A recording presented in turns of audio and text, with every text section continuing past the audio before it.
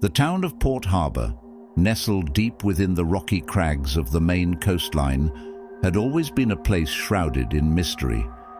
The dense, rolling fog that enveloped it year-round gave birth to countless stories and legends, some whispered around campfires and others concealed in hushed tones behind closed doors. But none were as terrifying as the tale of the Lobster Man and the monstrous creature that lurked beneath the waves. It was on a particularly dark and foggy night when the ominous events of our story unfolded. The air was heavy with moisture, and the salty tang of the sea hung thick in the air.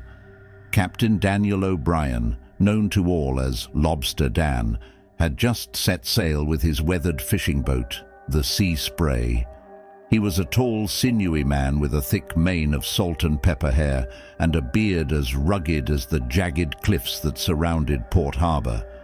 Tonight, the waters were eerily calm, and the ominous shroud of fog clung to the boat like a ghostly spectre. Lobster Dan, as rugged as the sea itself, wasn't one to be spooked by mere superstition, but there was something different about this night. An unnatural chill seeped into his bones, and the soft hiss of the mist against the boat's hull sent shivers down his spine. Lobster Dan glanced over at his deckhand, a wiry young man named Jimmy. The lad was new to the crew, a transplant from the city who had come seeking adventure in the sleepy town of Port Harbor. His eyes were wide with both wonder and fear as he scanned the opaque grey waters. "You all right there, Jimmy?" Lobster Dan asked, his voice cutting through the eerie silence. Jimmy nodded, though his pallor betrayed his unease. "Yeah, Captain, just not used to this fog, that's all." Lobster Dan chuckled, a deep, throaty sound that seemed to push back against the encroaching darkness. "Don't worry, lad. This fog's been here long before we were, and it'll be here long after. It's just nature's way of keeping secrets." But the secrets of Port Harbor were never meant to remain buried. As the Sea Spray ventured farther out to sea, the fog grew denser, swallowing them whole. Lobster Dan's hand clenched the wheel as he peered into the obscurity. It was then that he heard it, an eerie, echoing, chittering sound, like a chorus of unearthly crustaceans. Jimmy froze, his eyes wide and uncomprehending. "Did you hear that, Captain?" Lobster Dan nodded grimly. "Aye, lad, I heard it, but it's just the wind playing tricks on your ears, nothing more." They continued to sail through the impenetrable mist, but the unsettling sounds persisted, growing louder and closer. Suddenly, something immense and grotesque loomed in front of them, a shadowy mass of pincers and antennae rising from the depths. The Sea Spray rocked violently as it struck the nightmarish apparition, and both Lobster Dan and Jimmy were thrown to the deck. As they struggled to their feet, they saw it, a gigantic lobster, its monstrous claws snapping and clacking in the moonless night. Its shell was a mottled blend of dark blues and blacks, glistening with malevolence in the dim light. This creature was unlike any lobster they had ever seen, its size alone defying nature's limits. Lobster Dan's heart raced, and he barked orders to Jimmy.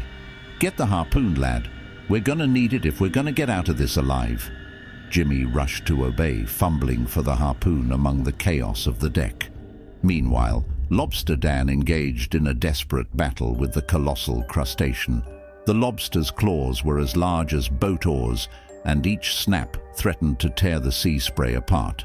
With a mighty heave, Lobster Dan hurled a grappling hook toward the beast's carapace, the sharp barbs sinking into its shell. The lobster recoiled with a deafening screech, and Lobster Dan seized the moment to drive the harpoon deep into its armored body. A deafening roar of agony echoed through the fog as the monstrous creature thrashed and bellowed. Jimmy, having secured the harpoon, rushed to his captain's side. The two men struggled to maintain their grip on the weapon as the lobster twisted and contorted in its death throes. Blood-black ichor spilled from the wounds, clouding the water around them, and the beast's movements grew weaker. Finally, with one last agonized shudder, the gigantic lobster sank beneath the waves, disappearing into the depths from whence it came. Lobster Dan and Jimmy watched in stunned silence, their faces pale and drawn. "What in God's name was that?" Jimmy stammered, his voice quivering. Lobster Dan shook his head, his expression grim. "I wish I could tell you, lad, but some things are better left a mystery." They spent the rest of the night retracing their path through the fog, anxious and alert, but the monstrous lobster did not return. With the first light of dawn, the mist began to dissipate, revealing the tranquil waters of the open sea. It was as if the night's horrors had been swallowed by the ever-hungry fog, leaving only a sense of unease in their wake. As Lobster Dan and Jimmy sailed back to Port Harbor, the townsfolk greeted them with incredulous eyes and fearful whispers. News of their encounter with the gigantic lobster spread like wildfire, and the legends of Port Harbor gained a new, horrifying chapter. But as the years passed, the memory of that fateful night faded into the background, and the fog once again reclaimed its secrets. Lobster Dan and Jimmy continued to fish the waters of Port Harbor, sharing their story with anyone who would listen, though few believed the tale of the monstrous lobster that stalked the boat on that dark, foggy night.